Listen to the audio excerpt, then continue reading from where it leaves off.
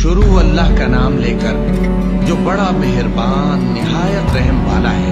ऐ पैगंबर सल्लल्लाहु अलैहि वसल्लम, लोगों से कह दो कि मेरे पास वही आई है कि जिन्नों की एक जमात ने इस किताब को सुना तो कहने लगे कि हमने एक अजीब कुरान सुना जो भलाई का रास्ता बताता है, सो हम उस पर ईमान ले आए और हम अपने परवरदिगार के साथ किसी को शरीक नहीं बनाएंगे। और ये कि हमारे परवरदिगार की शान बहुत बुलंद है, वो न बीवी रखता है न औलाद। और ये कि हम में से कोई बेवकूफ अल्लाह के बारे में झूठ गढ़ता है, और हमारा ये ख्याल था कि इंसान और जिन अल्लाह की निस्बत झूठ नहीं बोलेंगे।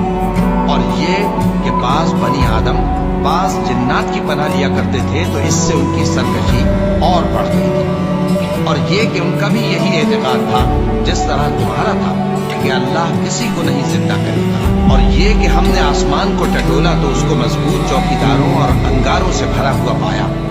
और ये कि पहले हम वहाँ बहुत से मकामात पर फरिश्तों की बातें सुनने के लिए बैठा करते थे, अब कोई सुनना चाहे तो अपने लिए अंगारा तैयार पाता है। और ये कि हमें मालूम नहीं कि इससे अहले जमीन के साथ बुराई मकसूद है या इनके परवरदिगार ने इनकी भलाई का इरादा फरमाया है। और ये कि हम में बाज एक हैं और बाज दूसरी तरह के, हमारे कई तरह के मजहब हैं। और ये कि हमने समझ लिया है कि हम जमीन में खा कहीं हो अल्लाह को हरा नहीं सकते और न भाग कर उसको थका सकते। और जब हमने हिदायत की किताब सुनी उस पर ईमान ले आए। सो जो शख्स अपने परवरदिगार पर ईमान लाता है तो उसको न नुकसान का खौफ है न किसी तरह के जुल्म का। और ये कि हम में बाज फर्मा बरदार हैं और बाज नाफरमान हैं, तो जो फर्मा बरदार हुए वो सीधे रास्ते पर चले और जो नाफरमान हुए वो दोज़ख का ईंधन बने।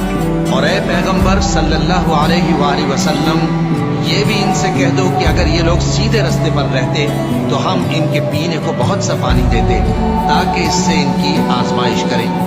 और जो शख्स अपने परवरदिगार की याद से मुंह फेरेगा वो उसको सख्त अजाब में दाखिल करेगा। और ये कि मस्जिदें खास अल्लाह की है, तो अल्लाह के साथ किसी और की इबादत न करो। और जब अल्लाह के बंदे यानी ये पैगंबर सल्लल्लाहु अलैहि वसल्लम उसकी इबादत को खड़े हुए तो काफिर उनके गिर्द हुजूम कर लेने को थे।